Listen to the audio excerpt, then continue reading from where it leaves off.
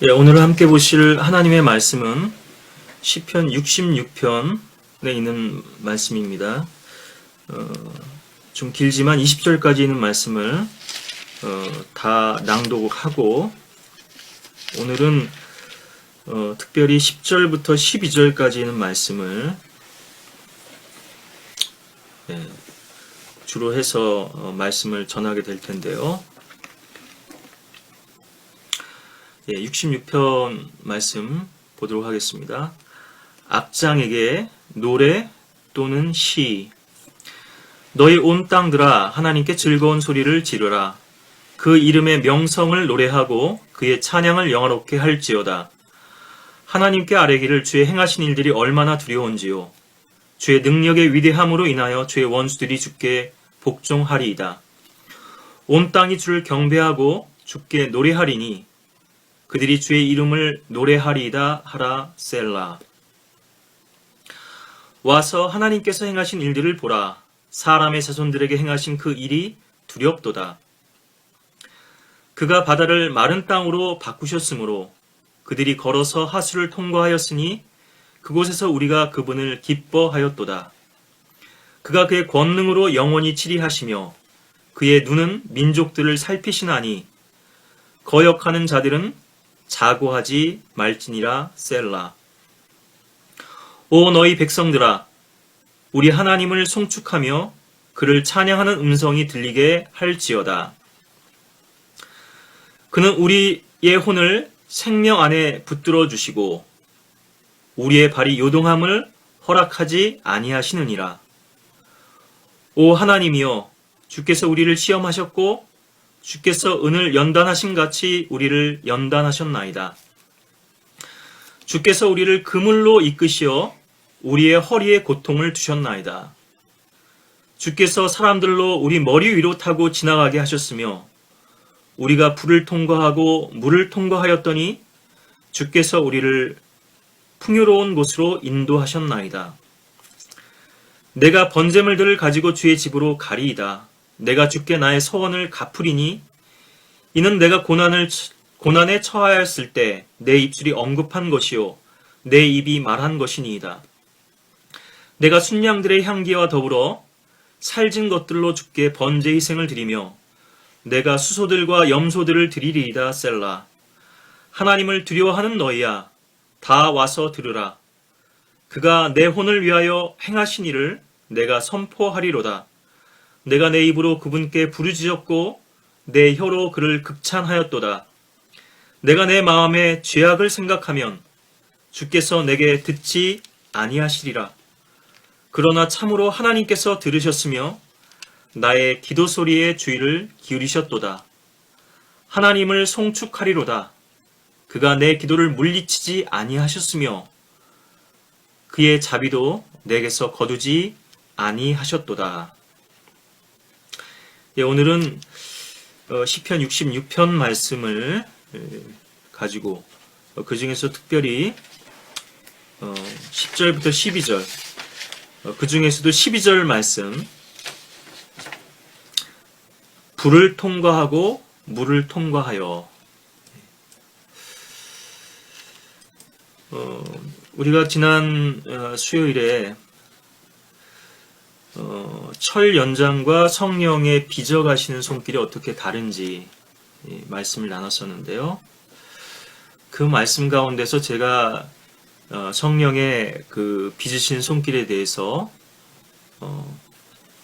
더 묵상하다 보니까 또 그 시간에 좀 부족했던 부분들도 많이 있었고요. 그 부분을 좀 더 우리가 말씀을 통해서 도전받을 필요성이 있겠다 싶어서 이 말씀을 또 묵상하게 됐고요. 또 이 말씀은 저 개인적으로도 많은 또 주제가 되고 또 저의 묵상의 그런 제목이 되는 늘 저의 상념 가운데 이제 깔려 있고 되어 있는 그러한 주제이기도 합니다.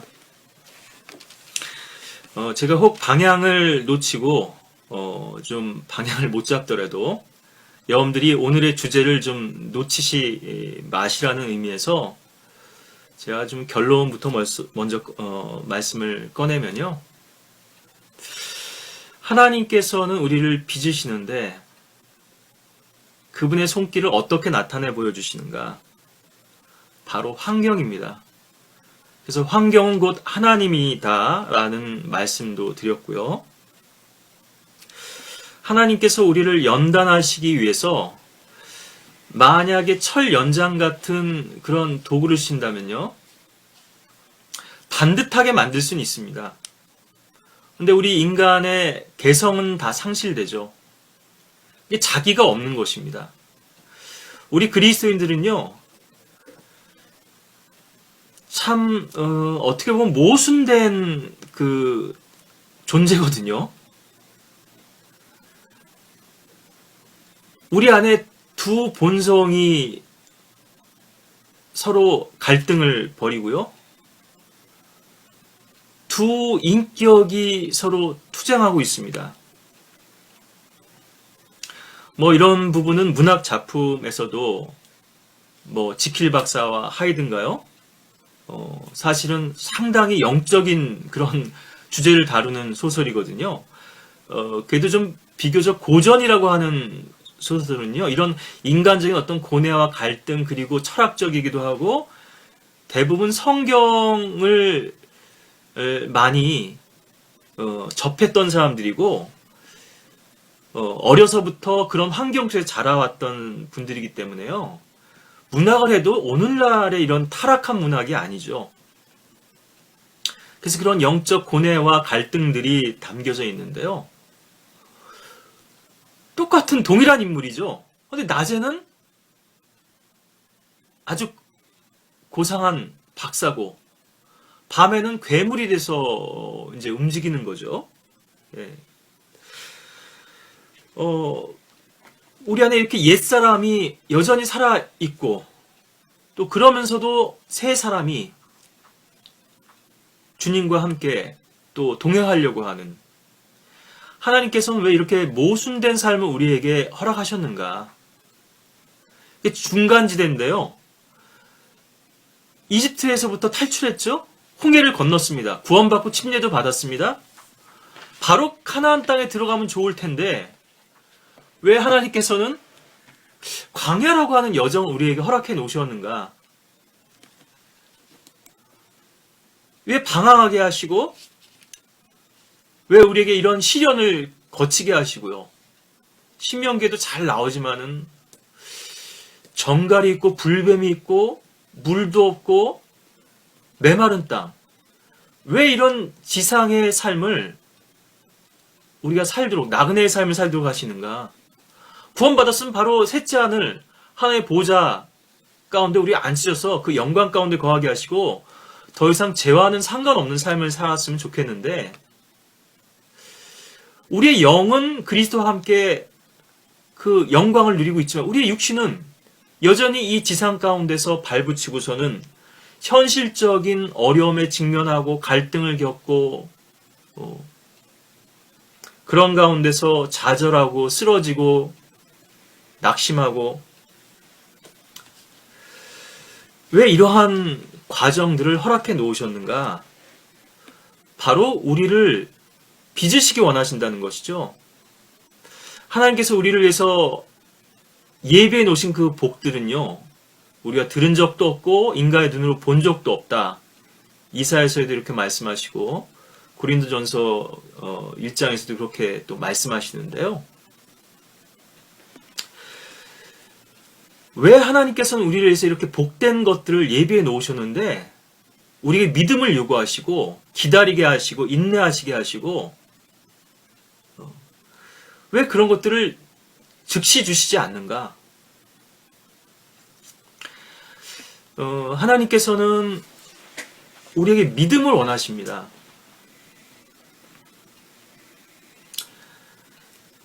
인간은 기본적으로 육신을 입고 있기 때문에요. 눈에 보이는 것에 의해서 행동하고 또 끌려갈 수밖에 없거든요. 인간은 참 연약한 존재입니다. 이렇게 사람들은 외모로 판단을 하죠. 이 외모라는 거는 그 용모만 얘기하는 게 아니고요. 카운트넌스만 얘기하는 게 아니고요. 그 얼굴도 뭐 준수하고, 뭐 옷차림도 말쑥하고, 이거는 이제 그 사람의 외모, 퍼슨이라고 그랬는데요. 외모를 존중하지 않는다. No respect of person 그랬는데요. any person. 어떤 사람도 그 외모로 받아들이지 않으시고 하나님 그 마음의 중심을 보신다. 다윗이 기름 부으실 때 사무엘에게 너 그의 체격이나 외모를 보지 마라. 외양을 보지 마라. 나 주는 그 사람의 중심을 본다.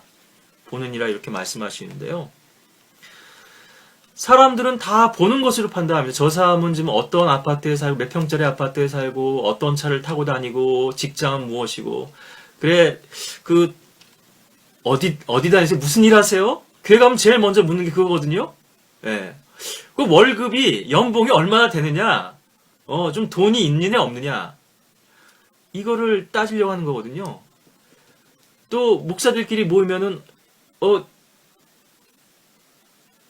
당신 교회 성도들은 몇 명이나 돼요? 그리고 그 목사가 타고 온 차를 보는 거죠.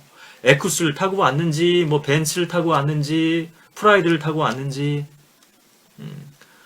그래서 성도수가 많으면 뭐가 그 교회 이제 재정이 넉넉하다는 거죠. 헌금이 많다는 거죠. 교회 건물은 어떤지, 아주 비싼 노른자의 땅에다 교회를 건축했는지, 아니면 변두리에 있는지, 교회가 어디 있으세요? 이런 걸로 판단하는 것이죠.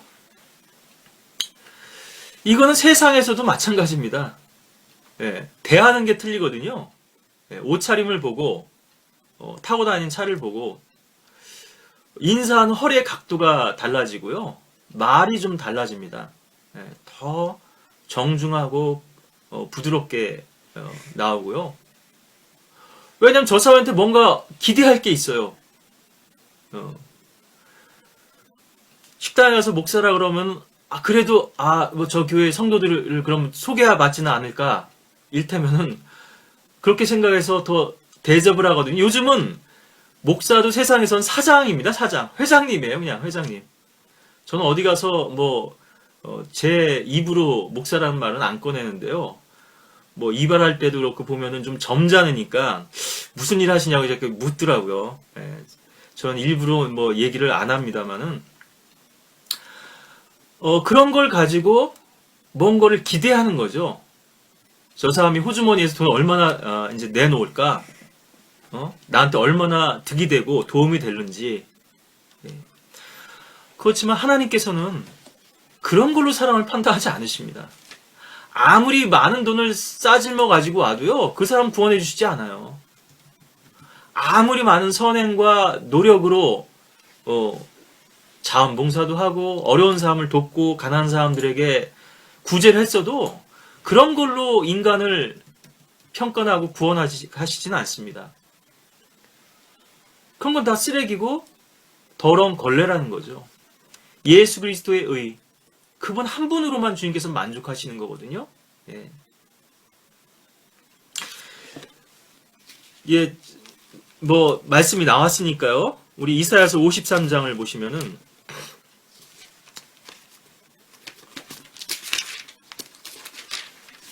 주님의 만족은 다른 데서 만족하시는 게 아니죠.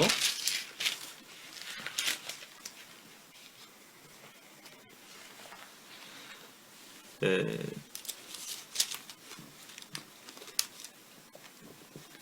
53장 우리 뭐 잘 아시는 말씀이죠.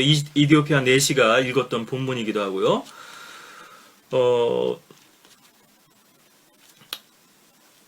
보신 김에 4절부터 먼저 보시면 실로 그가 우리의 질고를 지고 우리의 슬픔을 지었는데도 우리는 그가 형벌을 받아 하나님께 맞으며 고난당한 줄로 생각하였도다. 그러나 그는 우리의 허물로 인하여 상처를 입었고 그는 우리의 죄악으로 인하여 상하였도다. 우리의 화평을 위한 징계가 그에게 내려졌고 그가 맞은 채찍으로 우리가 치유되었도다. 우리는 모두 양같이 길을 잃어 각자 자기 길로 돌이켰으나 주께서는 우리 모두의 죄악을 그에게 지우셨도다. 그가 상함은 우리의 죄악을 인함이요 그가 찔림은 우리의 허물을 인함이라. 그런 가스페송도 있죠. 여기 10절에 보시면요, 그를 상하게 하는 것이 주를 기쁘시게 하였기에 주께서 그를 고난에 두셨도다. 주께서 그의 혼을 속죄제물로 만드실 때 그가 자신의 씨를 보리니 그가 자신의 날들을 늘릴 것이요 주의 기쁨이 그의 손에서 번창하리라. 그가 자기 혼의 고통을 보고 만족하게 되리라. 나의 의로운 종이 자기의 지식으로 많은 사람을 의롭게 하리니 이는 그가 그들의 죄악을 담당할 것임이라. 그러므로 내가 위대한 자와 더불어 한 몫을 그에게 나누어 줄 것이며 그가 강한 자들과 더불어 탈취물을 나눌 것이니 이는 그가 자기 혼을 부어 죽음에 이르게 하였으며 또 그는 범죄자들과 더불어 헤아림을 받았으나 그가 많은 사람들의 죄를 지며 범죄자들을 위하여 중보하였음이라. 그리스도께서 상함을 받는 것이, 상처를 입는 것이 주를 기쁘시게 하였죠. 또 그의 혼의 고통을 만족으로 여기셨습니다. 주님께서는요, 십자가를 지시는 것을 기쁨으로 여기셨어요.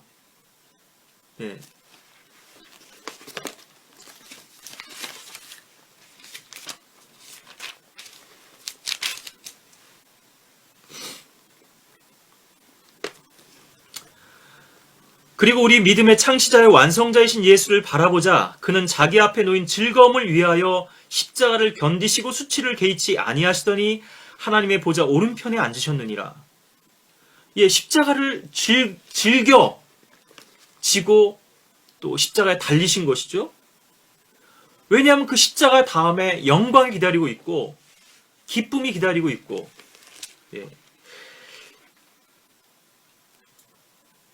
자신의 씨를 보게 될 그것을 소망하셨기 때문에요. 씨들이라고 하지 아니하시고 씨라고 하셨죠. 우리는 그리스도와 한 몸이 되었고요. 새 사람으로서 창조되었습니다. 교회는요. 에베소서에서 이 교회에 대해서 자세히 말씀하고 계시죠. 의로운 종이 자기의 지식으로 많은 사람을 의롭게 하리니.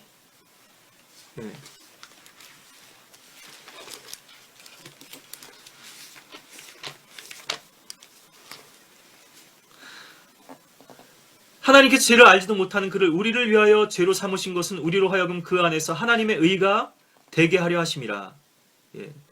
좀 전에 읽은 말씀은 히브리서 12장 2절이었고요. 지금은 고린도후서 5장 21절인데요. 죄도 없으신 그분을 죄로 삼으시고 우리를 대신해서 하나님의 의를 전가받도록 선물로 받도록 하신 거죠. 이걸 그저 값없는 은혜로 받으면 되는데 인간들이 더러운 손으로 계속 하나님께 내미는 거예요. 나의 정성을 받으시옵소서, 나의 재물을 받으시옵소서, 나의 선행을 받으시옵소서. 냄새나고 더러운 손 치우라는 거죠. 구원이 이렇게 쉬운 건데 많은 종교인들이, 많은 거짓 목사들이, 여러분들 구약시대에도 주의 선지자들이 있었고요. 바알과 아세라의 선지자들도 있었지만요. 왕과 왕의 어머니 선지자들에게 가보셔서 엘리사에게 그렇게 여호람과 여호사밧이 물이 떨어져서 구하러 갔을 때 그렇게 얘기하거든요. 또 아합이 라모 길르앗으로 올라갈 때도 크나아나의 아들 시드키야 같은 사람이 400명의 선지자들과 함께 성공하리라고 얘기하거든요. 바알의 선지자만 있는 게 아닙니다. 이들은 주의 종들이 아니죠. 이들이 계속해서 사람들을 소경이 돼서 소경들을 엉뚱한 곳으로 멸망으로 인도하고 있거든요. 얼마나 큰 술수가 이 기독교계에서 지금 행해지고 있는가. 겉으로는 십자가도 얘기합니다. 복음도 얘기합니다. 그리스도도 얘기합니다. 오늘 부활주일이죠? 부활도 얘기합니다. 그런데 진정 예수의 십자가의 보혈의 능력은 모르는 사람들이에요. 본인들이 생명이 있다면 도저히 그렇게 할 수가 없습니다. 그리고 생명이 혹 그 사역자들이, 목사들이 구원받았다 한다면 철저히 미혹되어 있는 것이죠. 어떻게 구원받았는지가 의심스러운 겁니다. 출생이 불분명하죠. 바른 복음의 씨앗으로, 말씀으로 구원받고 그 말씀에 의해서 자라나야 되는데, 성장해야 되는데 믿음이 변질돼 버린 겁니다. 그 대부분의 사람들은 구원이 뭔지조차 모르고요. 자기가 모르니까 그냥 신앙 고백이 중요해. 베드로의 신앙 고백. 베드로의 신앙 고백이 주는 그리스도의 살아계신 하나님의 아들이시라는 고백이 어떻게 나오게 됐는지, 나는 죄인으로소이다 라는 고백이 먼저 있었기 때문에요.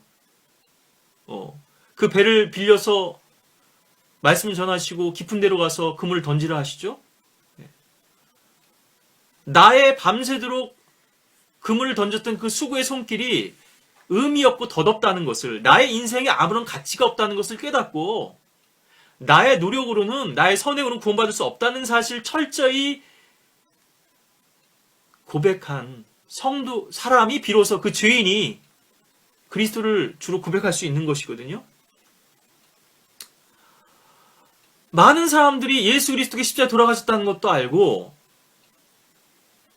그분이 죄를 용서해 놓으셨다는 것도 알아요. 그런데 자기의 죄와는 그분께서 하신 일이 무관한 거죠. 아무런 의미를 지니지 못하는 것입니다. 그래서 지식적으로는 계속 그런 말씀들을 듣고 새벽기도 다니고 종교적인 열심을 품으면서 그것이 구원인 줄로 착각하고 살아가는 것이거든요. 의로운 종이 자기 지식으로 많은 사람을 의롭게 하리니, 예수님의 지식은 뭐였습니까?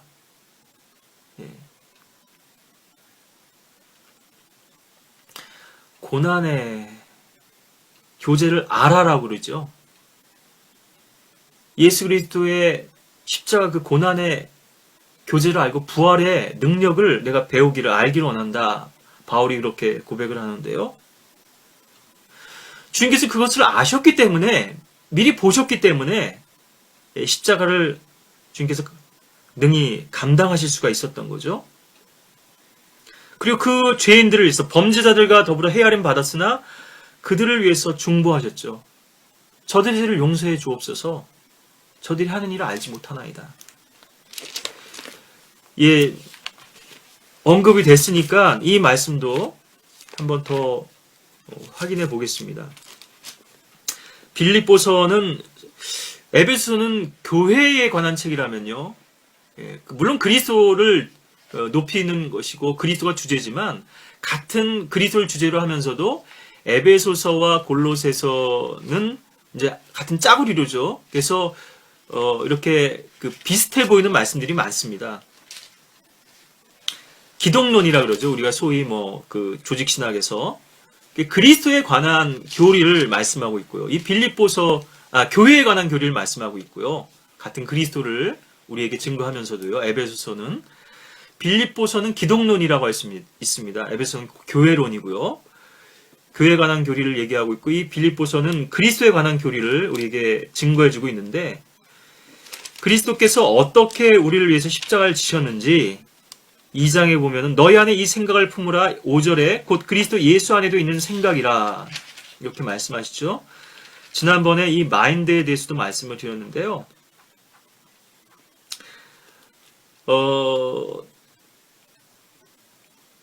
제가 이렇게 말씀을 요즘 더 유튜브에 올리게 돼서 그런지 모르겠지만, 여러 이제 방해와 또 공격들이 있는데요. 그럴수록 저는 이렇게 생각을 합니다. 내가 지금 꼴대에 근접해 있구나. 좀 위험 지역에, 위험존에 지금 내가 접근하고 있구나. 그러니까 마귀가 어떻게든지 그리스도의 보좌 앞으로 나가서 우리가 주님께 경배하는 것, 주님을 섬기는 것을 원치 않기 때문에요. 그 전에는 마음대로 내버려 둡니다. 네. 그런데 위험 지역에 왔으면 그때부터는 경계가 강화되는 거죠. 여러분들 구기 종목들 보시면 축구나 농구나 다 그렇죠. 밀착 방어를 합니다. 네. 더군다나 골을 달고 있으면요, 공을 달고 있으면 더 경계거든요. 경계 대상이거든요. 골대에 근접해서 골을 얼마든지 넣을 수 있는 위치이기 때문에 이 골이라는 건 뭡니까? 그리스도인들에게 영적으로 적용하자면 우리의 열매거든요. 우리의 멸류관이고요. 주님께 벌써 던져드리고 이 열매를 통해서 주님을 기쁘시게 하는 건데요. 이게 그리스도인의 섬김이죠. 물론 그 열매의 기반에는 십자가가 있죠. 하나의 미랄이 땅에 떨어져서 썩어지는 자기 부인이 있고요. 제자로서의 삶이 있는 것인데, 이런 방해들이 이제 다각적으로 이렇게 있는 것을 이제 제가 감지하게 되는데, 물리적인 공격도 있고요. 근데 많은 면에서는 사실은 내적인 공격입니다. 어쨌든 뭐 주저앉든 어떻게 하든 골을 못 넣게만 하면 되는 거거든요.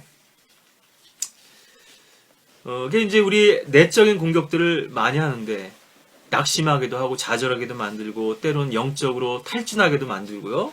육체적으로도 공격하고 또 영적으로도 공격하고 하는데, 밤새는 저는 이제 그 토요일이 유일하게 편하게 잠을 뭐 일이 없으니까 잘 수 있는 날인데, 잠자리가 이제 사나워서 막 악몽을 꾸고요. 막 괴물들이 나타나가지고 괴롭히고,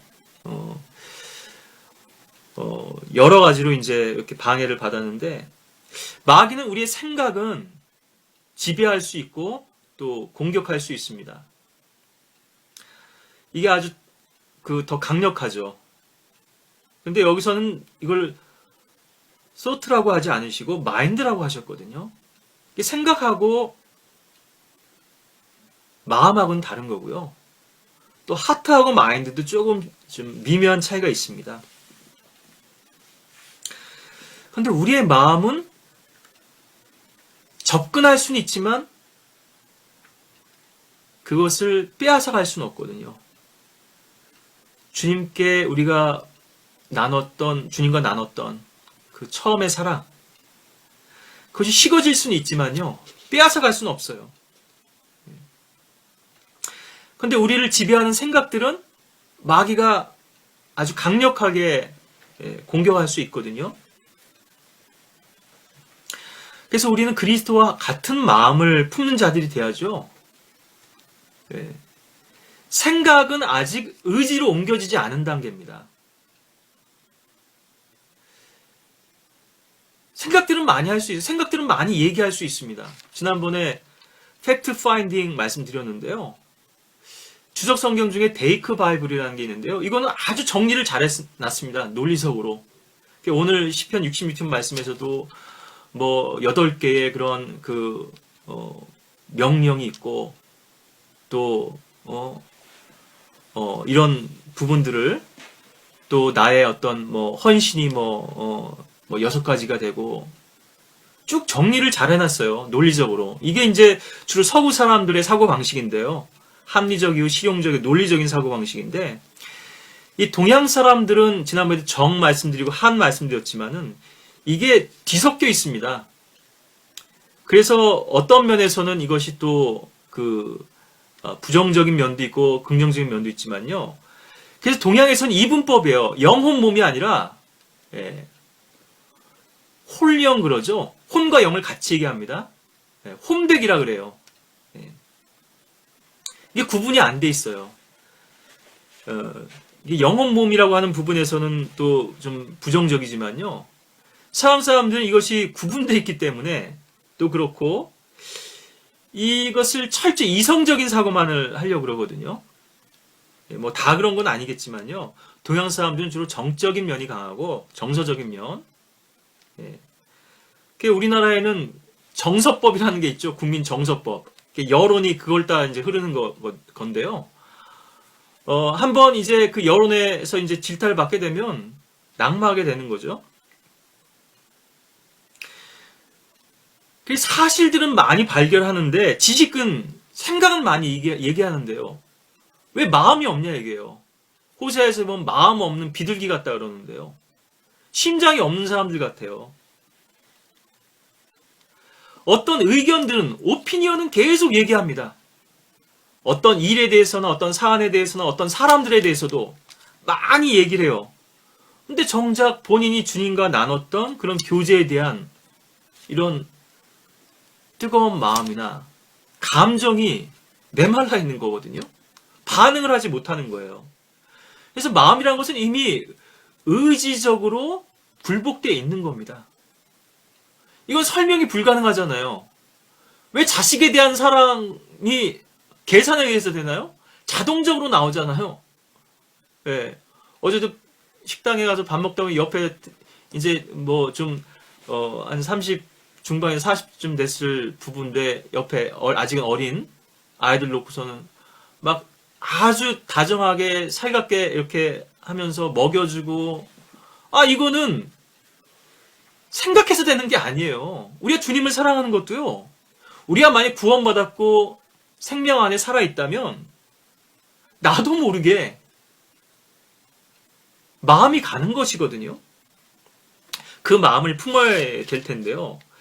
이제 그런 많은 공격들이 있지만 밤새 그렇게 생각이 사나웠지만 제 마음은 잘 건드릴 수 없죠. 이 생각은 단기 기억이라고 그랬습니다. 금방 지워져 버려요. 전화번호를 요즘은 스마트 치매라 그래가지고 잘 기억 못하죠. 그런데 적어도 그 사람과 나눴던 경험은요, 쉽게 잊혀지지 않습니다. 그 계절만 돼도 생각이 나는 거고요. 벚꽃이 흩날리는, 꽃잎이 흩날리는, 내가 그때 바로 주님을 영접했지. 그때 이러한 일이 있었지. 주님께 나를 위로해 주셨지. 이거는 지울 수가 없어요.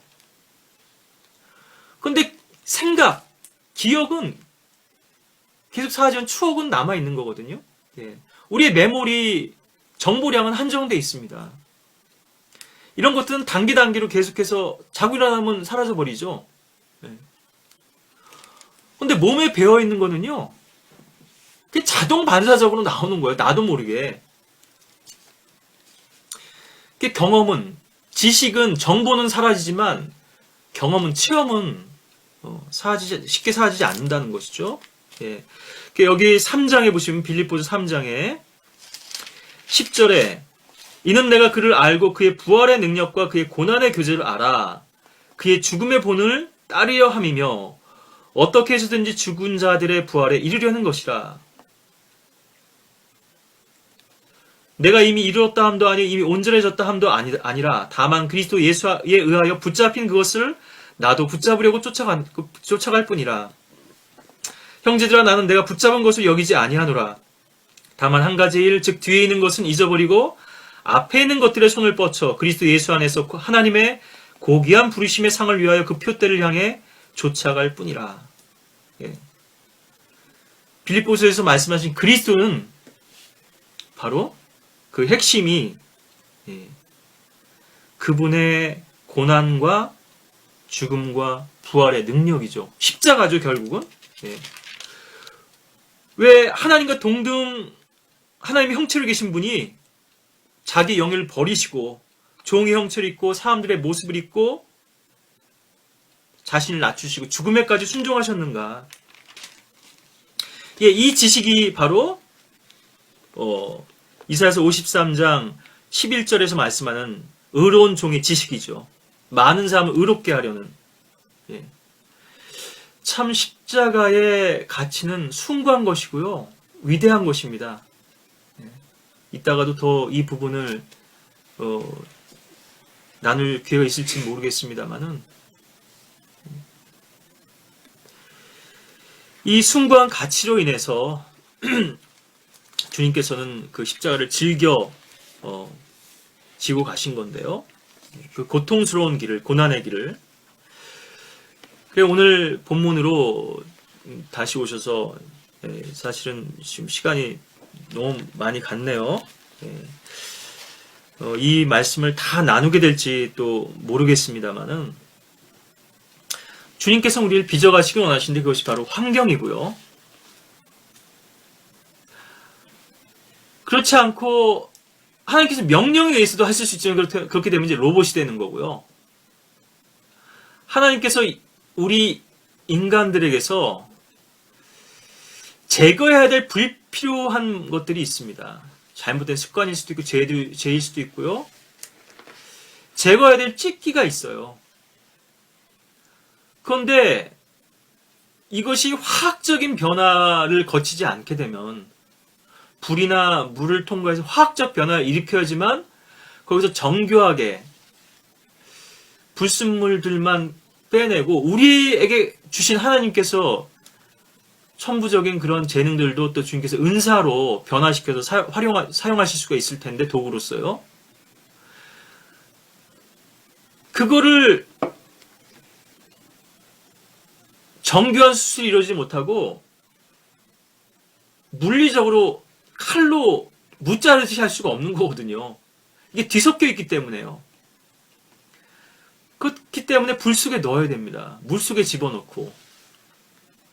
하나님은 그러니까는 위대한 화학자이신 거죠. 예수 그리스도의 피로써 우리의 죄를 깨끗이 씻어주신 것이죠. 화학 약품 가운데 그런 게 있죠. 뭐 비누도 마찬가지고요. 잿물도 마찬가지고. 근데 이건 완전치가 않죠.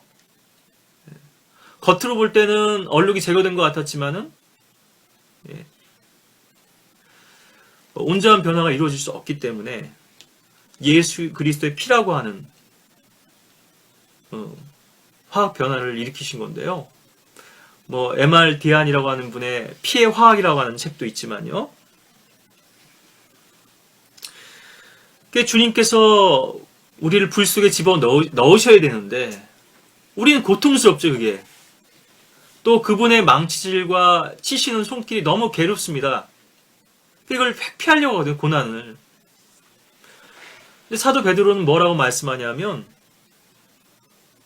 고난을 당하게 된다면 이상한 일이 일어난 것처럼 생각하지 말고 이상하게 여기지 말고 오히려 기쁨으로 즐거움으로 여겨라. 베드로전서는 주제가 고난이죠.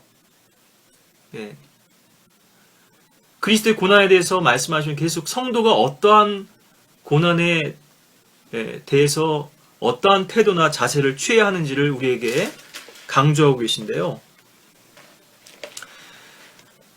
화학 공장의 기본은 이제 정유 시설이죠. 원유를 그 시커먼 원유를 가져다가요. 그걸 끓이면 끓는 점에 따라 가지고 휘발성이 높은 것들이 먼저 끓죠. 그런 걸 먼저 증류하고 계속 그 단계별로 증류해서 가장 밑에 남는 게 아스팔트죠. 찌꺼기. 그걸로 이제 도로도 포장하고 하는 건데요. 역청이죠.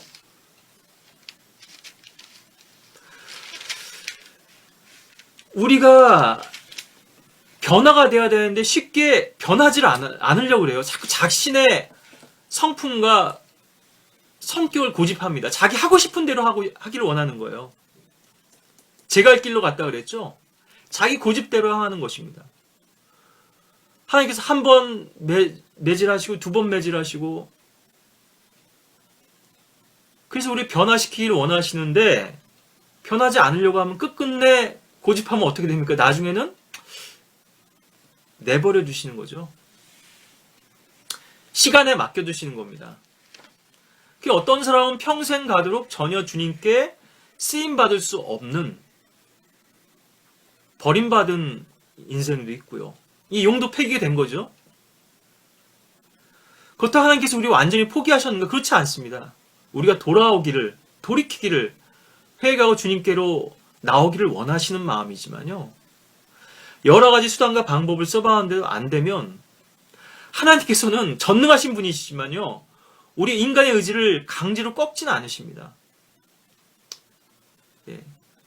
늘 우리에겐 선택권이 있어요. 거부할 수 있는 권리도 있고 순종할 수 있는 권리도 있는데 주님께서 때로는 강권적으로 인도하신 분들도 있습니다. 그래서 병 같은 걸로 질병 꼼짝 못하게 만드셔서 그런데도요. 아하스 같은 왕은 고난 중에도 더 악해졌거든요. 계시록에 보면은 그렇게 극심한 환난 중에도요. 인간들이요. 하나님을 저주하고 욕합니다. 그런 환경에 처하면 다 그렇게 굴복할까요? 아니에요. 그분들은 굴복하시고 주님께 순종하셨기 때문에 주님께서 인도해 주신 거고요. 다른 사람들은 그런 굴복해야 될 상황에서 거부하고 튕겨져 나갔기 때문에 결국은 주님께 쓰임받지 못하는 겁니다. 많은 불순종과 거역이 있는 거거든요. 한두 번 가지고 그렇게 하나님께서 버리시는 게 아닙니다. 어떤 사람들은 자기 재능만 믿고요. 자기 힘만 믿고 사역하다가 하나님과 상관없는 사역을 하는 사람들도 많거든요. 재능이 있으니까는 사람들은 그런 거에 끌리죠. 뭐 대학 교수고 뭐 성경도 번역했고 책도 냈고 뭐 성경도 가르치고 말도 잘하고요. 그런데 전혀 주님 앞에서 이 십자가를 배우지 못하고 자기 고집대로 뭐 주의 종은 자기 고집대로 하면 안 된다 그러셨죠? 셀프 윌인데요. 아집입니다.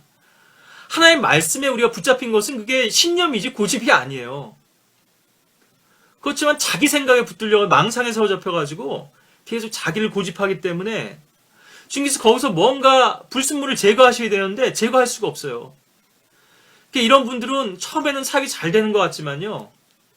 어떻게 보면 사탄의 미혹입니다. 또 다른 미혹이고요. 하나님께서 그런 사역을 받으시지 않으십니다. 그런 분들이 할 수 있는 것은 지식까지예요. 혼적 사역, 성소까지는 이끌지 모르지만요. 지성소에 이룰 수 없거든요. 물론 주위에 바깥 뜰의 사역, 종교 행위만 하는 사람들이 너무나 많으니까 그래도 그런 사역이나마 그래도 이 민족 가운데 이 땅에 필요한 부분도 있지만요. 안타깝고 아쉬운 부분은 왜 거기서만 머물러 있는지 그 한계는 바로 본인 자신에게 있습니다. 사역자 자신에게 있어요. 사역자 자신이 결코 주님과의 깊은 교제를 경험해보지 못했기 때문에 지식적인 것, 책에서 배울 수 있는 것밖에는 얘기해 줄 수가 없는 거고요.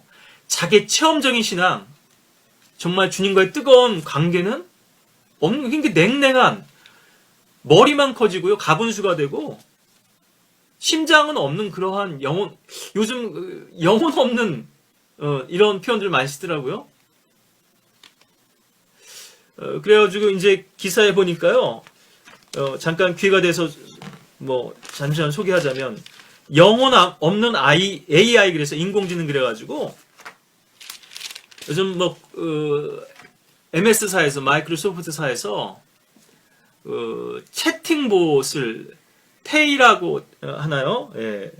테이라고 하는 채팅봇을 개발해가지고 댓글을 달 수 있게 자동으로 달아줄 수 있는 그런 이제 것들을 개발을 했는데요. 이게 이제 그 인종차별이라든가 여성 혐오라든가 또 독재자들처럼 뭐 인종학살 이런 것들을 이제 얘기하는 바람에 16시간 만에 그 서비스를 중단했다 그러는데요. 그러니까 악의적인 사용자들한테 쇠뇌가 돼서요. 자기 학습 능력을 가지고 있었는데 죄를 배운 겁니다. 죄를. 창세기 6장에 보면 인간들의 생각이 어려서부터 악하다고 하셨고요. 또 8장에 보면은 인간들의 생각이 처음부터 악했다고 말씀하시는데요.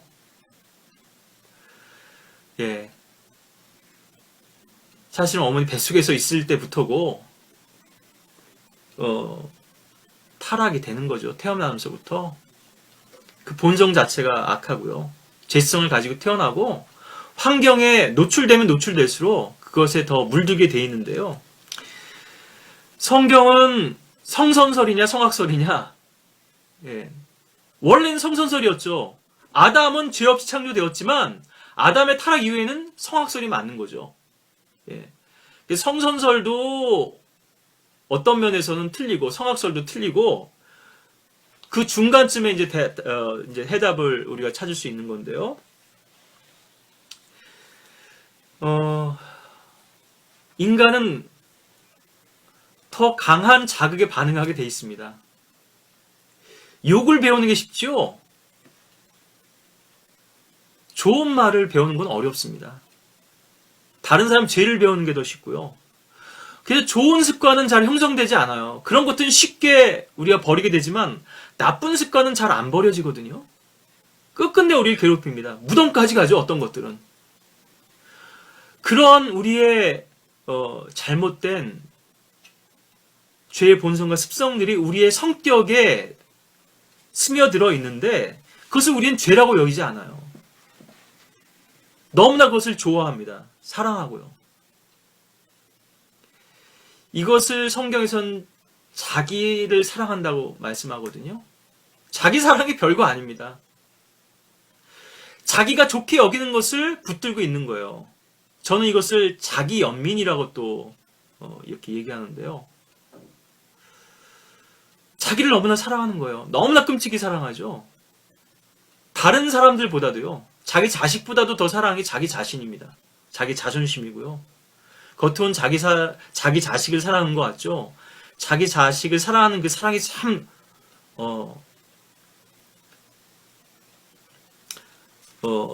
깊은 것 같지만요. 그보다 더 깊은 게 자기 자신을 사랑하는 것입니다. 결정적인 순간이 되면요. 그 자존심이 딱 부숙 튀어나오죠. 자식을 사랑했던 동기도 그런 게 그 기저에는 자기 사랑이 있었다는 걸 알게 되죠. 자기식대로 자식을 사랑하는 거예요. 너무나 잘해주는데 너는 내가 원하는 삶을 살아라 이거죠. 나의 만족이 대리 만족을 해야 되고 내가 학교 다닐 때 공부 못했으니까 나는 대학도 못 갔으니까 너는 대학 가야 되고 넌 공부 잘해야 되고 왜 자기도 못한 것을 자식들에게 요구하죠? 자기도 못 산 삶을 왜 자식들에게 강요하냐고요. 주님을 섬기는 것도 마찬가지입니다.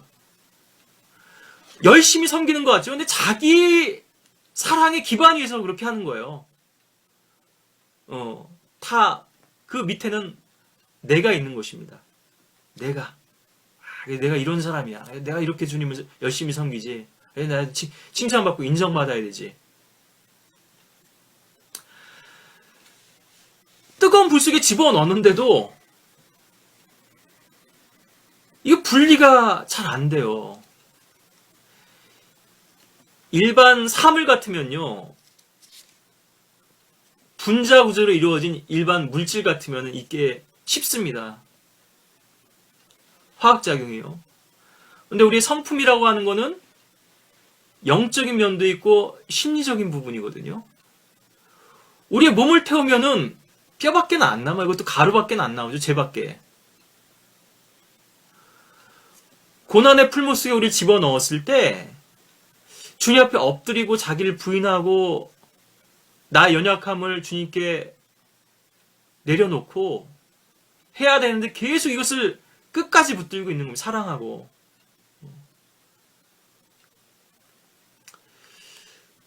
그것 때문에 주님께서 우리를 변화시키기가 어려운 거거든요. 주님께서는 완력을 쓰지 않으십니다. 굴복시킬 수 있잖아요. 사람들이 그렇게 해서 독재자라든가 조폭 보스들은 그렇게 하죠. 칼로 야구방망이로 체인으로 굴복시킵니다. 너 돈 갚을 거야 안 갚을 거야? 너 죽을래 살래? 모슬렘도 마찬가지죠. 코란이냐 칼이냐? 주님 그런 방법으로 우리 인간을 다루시지 않습니다. 우리 인간의 자유의지를 주셨고요. 이것이 그 어떤 피조물에게도 없는 가장 숭고한 가치입니다. 아주 존귀하게 짐을 받았어요. 그런데 이 자유의지를 사용해서 주님을 섬기지 못하면 짐승만도 못한 존재가 됩니다. 지각 없는 짐승이 되는 거고요. 깨닫지 못한 자들이 되는 건데요. 그래서 본능적으로 동물적인 삶만 살다 가는 거거든요. 세상 사람들은 더 말할 것도 없고요. 그리스도인들도 마찬가지입니다. 자기 만족을 위한 삶을 살다 가는 거예요, 결국. 하나님께서 그렇게 알려주시려고 매도 드시고 회초리도 드시고 때론 사람을 통해서 또 환경을 통해서 이런저런 방법으로 다루시는데 전혀 그 부분을 보지도 못하고요. 봤어도 그거를 인정하고 싶지 않은 거예요. 그것이 자신의 연약함인데 그것을 자신의 무기로 삼고자 하는 거죠. 얼마나 우리가 의지하고 있는 것들이 갈대지팡이인지 정말 허당인지 그걸로 인해서 꽈당 넘어질 수밖에 없는데 그것을 왜 놓지 못하고 주님의 능력의 지팡이를 의지해야 될 텐데 왜 계속 우리의 육신을 의지하고 있는지. 육신을 신뢰하는 것보다 주님을 신뢰하는 것이 더 좋죠.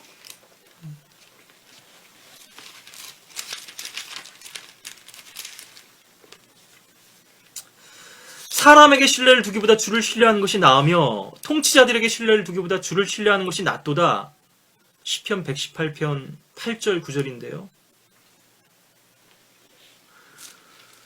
왜 벌레와 같은 개와 같은 육신을 신뢰하느냐 이거죠. 다른 사람의 육신만 더럽고 추한 게 아닙니다. 여러분들의 고상해 보이는 그 육신도 추한 것이거든요. 더럽고. 그래서 주님께서 그 부분을 다루기 원하시기 때문에 주님께서는 설 연장이나 또 완력 같은 걸 쓰시지 않고 우리를 존중하신다는 얘기죠. 그러니까요. 그분의 임재 앞에 선다면 우리가 감히 그분 앞에 고개라도 들 수 있겠습니까? 무슨 말이라도 한 마리 꺼낼 수 있겠어요? 욥처럼요? 그런데 인간들은 말이 많죠. 변명이 많습니다. 자기 생각이죠, 결국. 자기 생각엔 다 의롭죠. 정당화될 수 있고요.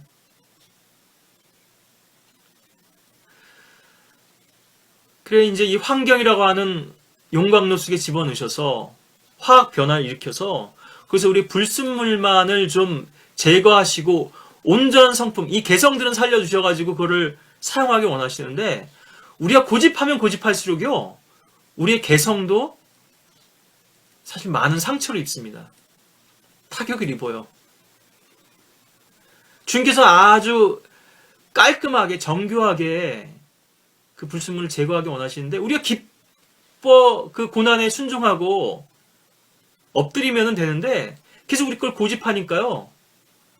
그 부분에 많은 또 타격이 있거든요. 그러니까 온전한 인격, 그리스도의 그런 형상에 일치하는 그런 온전한 그리스도의 인격, 경건이죠. 하나님을 온전히 닮아야 되는데 삐뚤어지게 됩니다. 뭐가 나게 되죠. 물론 그런 부분마저 주님께서는 쓰실 때가 있겠지만 주님께서 원하시는 그런 성품은 아닌 거죠. 그래서 우리를 변모시키셔가지고 원하는 건 이 지상의 삶이 끝이 아닙니다.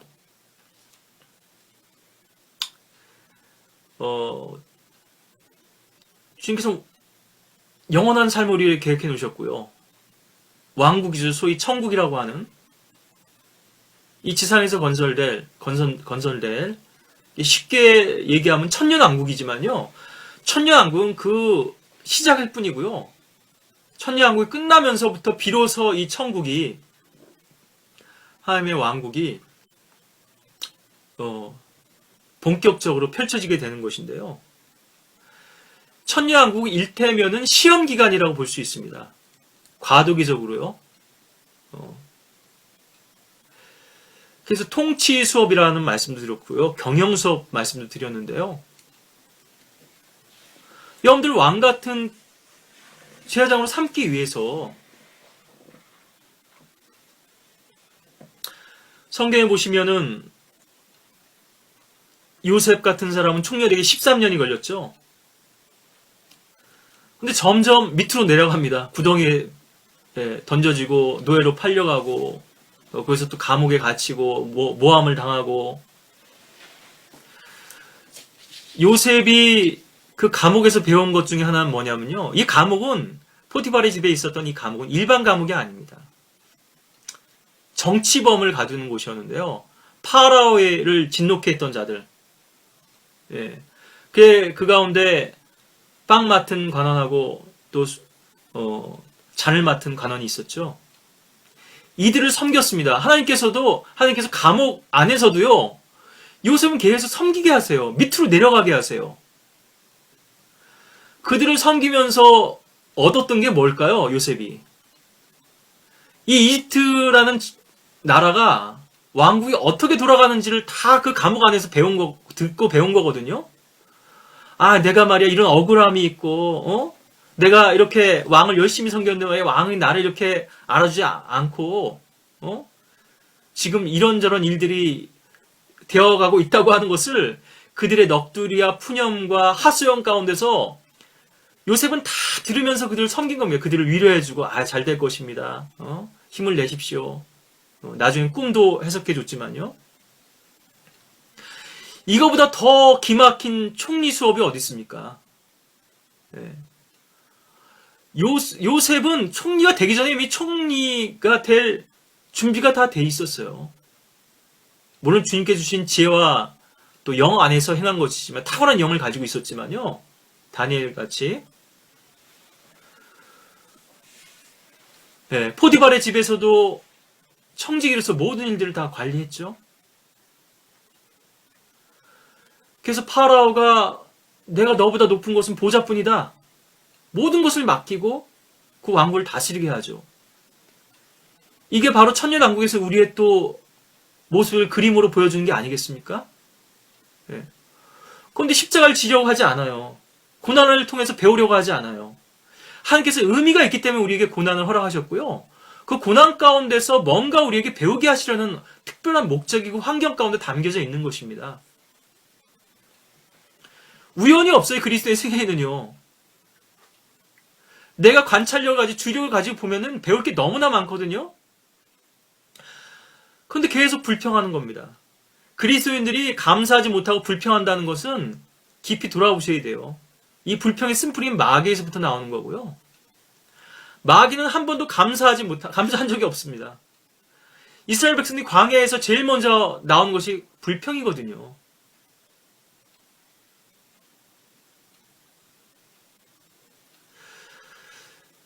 어떤 상황에 처해 있다 할지라도 그리스도인들은요, 감사의 제목이 있습니다. 감사할 이유가 있어요. 그것을 보지 못하고 계속 불평한 사람은 하나님을 바라본 사람이 아니라 자기 자신이나 마귀를 향해 있는 사람입니다. 마귀를 지금 경배하는 사람이에요. 불평하는 사람은. 마귀 얼마나 좋아하겠어요? 그 불평을 들으면서. 오냐. 네가 나한테 기쁨을 주는구나. 옳거니. 잘 됐다. 내가 그럴 줄 알았다. 보시라고요, 하나님. 주님께서 구원하신 저 백성이 저렇게 불평하지 않습니까? 이스라엘이. 주님의 사랑도 모르고. 주님께서 구원해 주신 저 사람이 보십시오. 조금 어려움에 처했다고 주님 배신하지 않습니까? 깔깔깔거리면서. 욥기 1장의 상황이 되겠죠? 하나님께서는 우리에게 그런 환경 속에서도 주님을 바라보고 주님의 약속을 의지하고 소망하고 감사하기를 원하시는데요. 욥이 그랬죠? 네. 주님 원망하거나 욕하지 않았습니다. 일단 시험을 통과했죠? 물론 그 마음속에 아직도 해결되지 않은 자기의의 쓴뿌리가 있었지만요. 모세를 보세요. 이스라엘 목자가 되기 위해서 광야에서 40년 동안 목자가 되어야 됐죠. 그래서 비로소 80세가 되어서 40년 동안은 세상에서 왕궁에서 지식을 배웠고요. 40년 동안 광야에서 주님의 다루심을 받았죠. 그리고 나서 주님께 쓰임을 받았어도요. 세움을 받고 그래도 부족함이 있습니다. 다윗은 대략 골리앗을 물리친 나이가 18세쯤이라고 이제 생각이 되는데요. 30세에 유다의 왕으로서 헤브론에서 기름 부음을 받으니까요. 사무엘에게 기름 부음을 받은 지 골리앗 물리치기 전에 한 17세쯤 기름 부음 받았겠죠. 13년이라는 세월입니다. 여기도 12년, 13년. 그래서 비로소 준비된 왕으로서 통치할 수 있었죠. 내 마음에 합한 자라 하시면서요. 이런 고난과 연단 없이 주님께서 쓰신 사람이 없어요. 그런데 이런 고난을 거쳤을 텐데요. 어떤 분들은 아직도 강한, 너무나 또 귀한 면들이 있고 또 재능들이 있기 때문에 주님께서 쓰시기도 좋아하는데 아주 개혁적이고 강한 성품이고 타협하지 않고 불굴의 의지를 가지고 있고, 예. 또 어떤 분이 영어를 잘하니까요. 예, 언어를 잘하니까 말도 잘하고 가르치기도 잘하고. 근데 아직도 강한 고집들이 남아있는 거예요. 자기 성향, 자기를 추구하고 자기 만족을 구하고자 하는. 결국 이 사역을 망쳐버리죠. 사울 같은 사람들입니다. 사울도 쓰임 받았지만 결국 버림받죠. 사울이 부름을 받을 때 보면은 등장하는 배경이 뭐냐면 나귀를 찾으러 간 것입니다. 사울은 평생 무언가를 추구해요. 찾아요. 나중엔 계속해서 다윗의 생명을 찾죠. 쫓아다닙니다. 3,000명을 대동하고 쫓아다니고 이리로 갔다 저리로 갔다. 예. 이스라엘의 승리를 주고 주의 대적들로부터는 안식을 주고 또 그들에게 전리품을 주었는지 모르지만요. 인간들이 구했던 그 왕은 결국 자신들에게 파멸로 이끄는 그런 지도자가 되었죠. 네, 압제자가 됐습니다. 그러면서 사울은 평생 동안 주님은 찾지 않아요. 결국 신접한 여인을 찾아가죠. 공부하니까요. 주님과의 교제를 상실했기 때문에 그 영적 공감을 채울 수 있는 것은 다른 것으로 안 되거든요. 그거를 왜 빨리 못 배우냐 이거예요.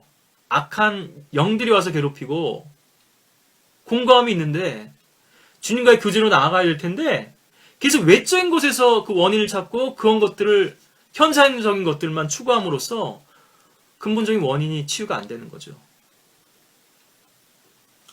여러분들에게 고난을 주셨다면 그것은 주님께서 여러분들에게 나랑 더 깊이 교제하자. 여러분들에게 고독을 주셨다면요. 그 고독을 다른 시간으로 메꾸려고 하지 마세요. 저도 많이 실패했지만 혼자 있는 시간들을 주님과 교제하는 시간을 활용할 수 없다면요. 참 불행해지는 겁니다. 저는 음악을 좋아하니까요.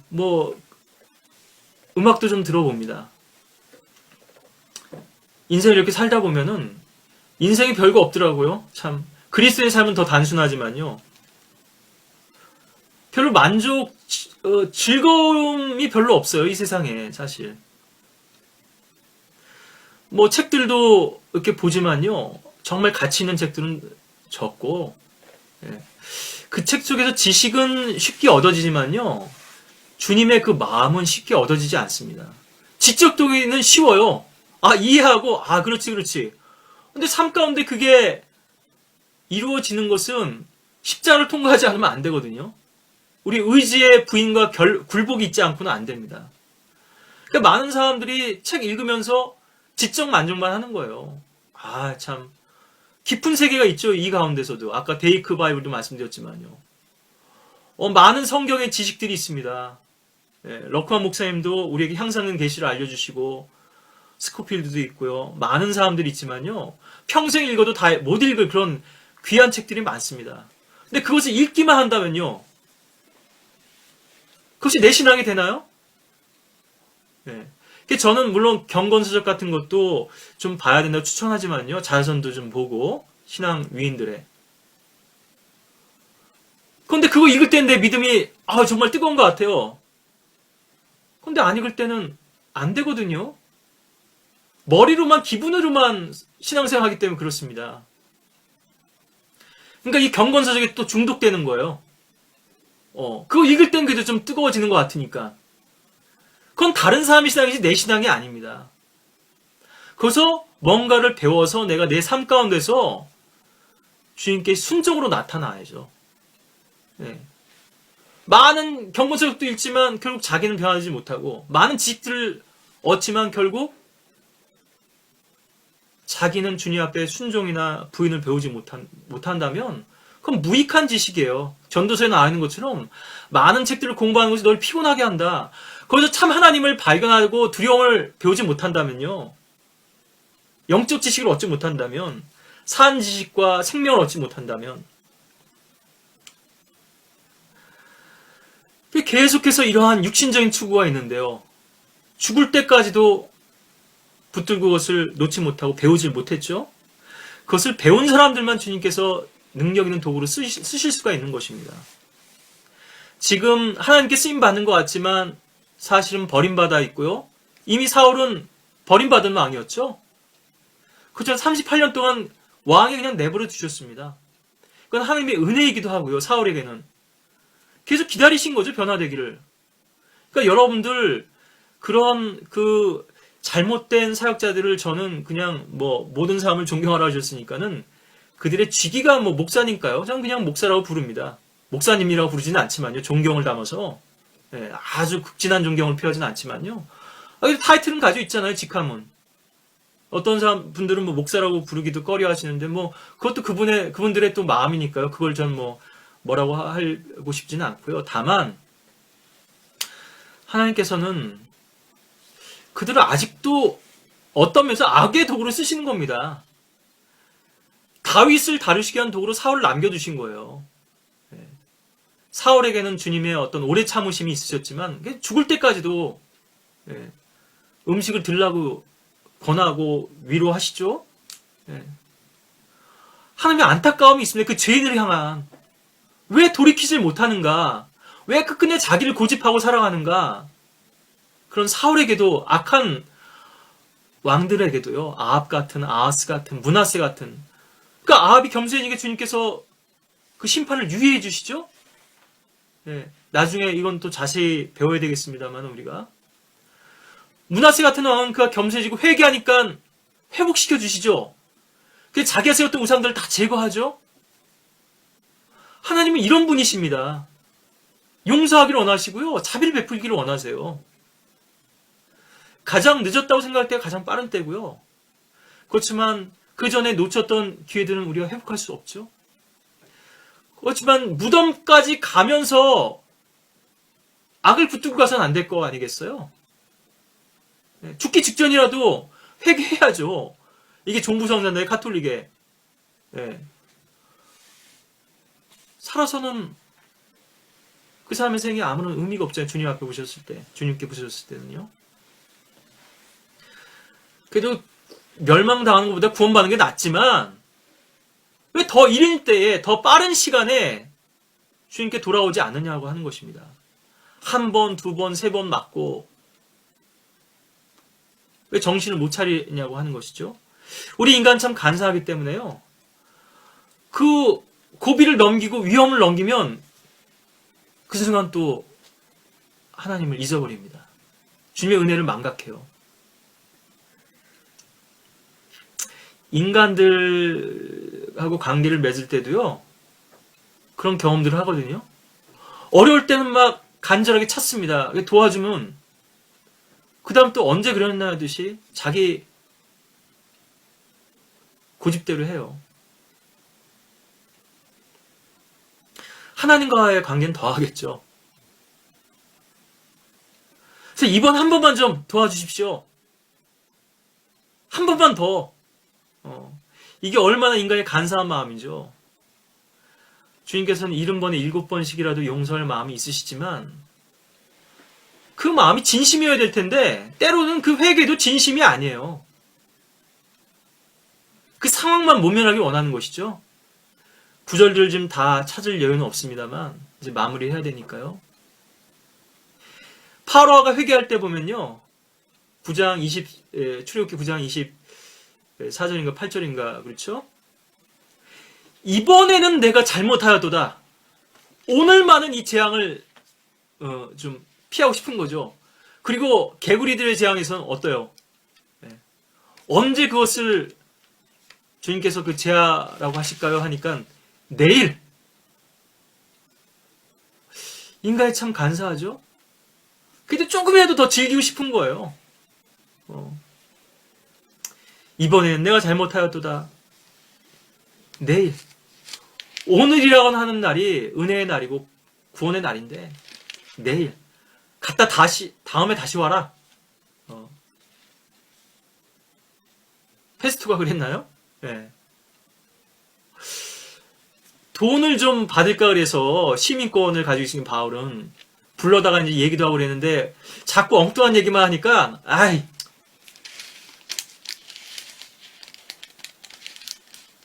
거의 그리스도인이 될 뻔했는데 아그리빠 왕 같으네요. 네. 이제 지금 이 기억이 뒤섞여 있는데요. 참 간사하죠. 빌라도의 예수님과 마지막에 대화할 때요. 진리가 무엇이냐 그러고 퇴정해버립니다. 주님과 진지한 대화를 나눴어요. 뭔가 배울 수, 그 구주를 발견할 수 있었습니다. 그런데 진리가 뭔데? 관심이 없는 거예요, 진리에. 네. 정말 선생님들이요. 내가 구원을 받으려면 어찌하리까? 가슴을 치면서 이렇게 돼야 될 텐데요. 진리가 뭐예요? 네. 관심 없이 그냥 묻는 거, 툭 던진 거거든요. 때로 여러분들 구령하거나 이렇게 이제 이런 토론할 때도 보면, 논쟁이 벌어질 때도 보면은 불필요한 무익한 논쟁에 우리가 빠지면 안 되고요. 저 사람이 정말 저를 알고 싶어서 물었는지, 나를 시험하는 것인지, 거기 계속 장작을 대주면 불만 탑니다. 네. 엉뚱한 불만 떼고 있는 거예요, 지금. 그 사람은 지금 마음에도 없는데. 그래서 상대방의 의도를 읽을 수 있어야 된다 그랬죠? 네. 우리가 책도 읽고, 이 세상 시대도 읽어야 되지만요. 독해를 못하면요, 주님과의 교제도 그렇지만, 아무것도 할 수가 없습니다. 이 의도를 판별하게 해주시는 분이 누굽니까? 말씀이죠. 히브리 4장에 있는 것처럼, 12절에 있는 것처럼. 말씀으로 판별하는 거죠. 마음속에 그런 깊은 의도와 생각들까지 다 들춰내 주시죠. 성령께서 우리에게 일깨워 주시죠. 예, 열심만 가지고 사역할 수 없습니다. 우리는. 예, 이런 간사함이 삼손에게도 있었죠. 죽어가면서 이번 한 번만 더 힘을 주십시오. 평생 자기 기분대로 살다가요, 삼손은요. 자기가 좋아하는 여자를 찾아가고 자기가 원하는 삶을 사는데 자기의 주님께 주신 재능들을 썼죠. 그걸 다 낭비하고서는 마지막 순간에 이르러서야 주님께서 기뻐하시는 일을 했는데 두 눈도 다 뽑히고 죽음으로 최후를 맞이하면서요. 여러분들 그런 어리석은 사람이 되지 마시고 아직 낮을 동안에 우리가 일할 수 있는 시간이 있을 동안에 주님께서 우리가 기회를 주신 이 동안에 주님 오실 날이 주인이 오실 때가 머지 않았습니다. 악한 종들은 주님께서 오는 것이 늦어지리라고 생각하고선 계속 어리석은 일들에 빠져 있거든요. 주님께서 그렇게 여러분들이 변모되었을 때 여러분들을 이 지상에서도 귀하게 쓰실 수 있고요. 또 천녀왕국에서 상급이 주어지고 면류관이 주어지겠죠. 어떤 사람은 10골 다스릴 권세. 이건 우리가 값없이 은혜로 받는 구원과는 다릅니다. 유업은. 상급은 우리의 수고죠. 이 수고는 육신적인 열성을 섬기는 게 아니라 얼마나 우리가 하나님의 능력과 방법으로 주님을 섬겼는지에 따라서 주어지는 것이고 또 이것이 대대로 영원히 이어지겠죠. 어떤 면에서는 저는 지난번에 그 자연적인 그런 환경과 생명이 주님께서 창조하신 것이고 그런 환경이 될 것이다 미래가 말씀드렸지만 또 그 반대의 측면도 있다. 세율사님 같은 경우 말씀도 드렸는데요. 어쩌면 공존하는 시대일지도 모릅니다. 우리는 그런 영적인 존재들로서 살아가지만요. 이건 그냥 추정이니까요. 중요한 것은 아니지만 하이테크 기술과 공존할 수도 있겠죠. 그러니까 더 고차원적인 삶과 존재들이 있고 영적 존재들이 있고 예. 저는 뭐 그래도 이런 부분을 강하게 이렇게 뭐 거기에 비중을 두지 않습니다만 하나님의 생명은 자연적인 것이라 생각하지만 하나님께서 여러분들 존중하시고 기다려 주실 때 여러분들 개성을 조금이라도 더 살리기를 원하실 때 그렇게 주님 앞에 순종하시고 나오셔서 주님께 귀하게 드려지는 제물과 또 도구들이 되시길 바라고 이 지상에서뿐만 아니라 영혼에서도 주님 앞에 영광과 존귀를 얻는 또 그러한 또 자녀들로서 후사들로서 상속자들로서 그리스도와 함께 영광 가운데 통치하는 자들이 되기 위해서 이 지상에서 겪는 고난 또 모욕, 십자가 그것을 즐거워하고 또 감사함으로 여러분들 믿음으로 또 받아들이시고 또 그렇게 해서 모든 우리가 겪는 역경과 고난과 시련조차도 그것을 믿음으로 승화시켜서 귀하게 열매 맺고 또 꽃 피울 수 있는 향기 나는 그런 주님의 귀한 또 샤론의 장미들이 되시기를 또 골짜기 백합화가 되시기를 간절히 바랍니다.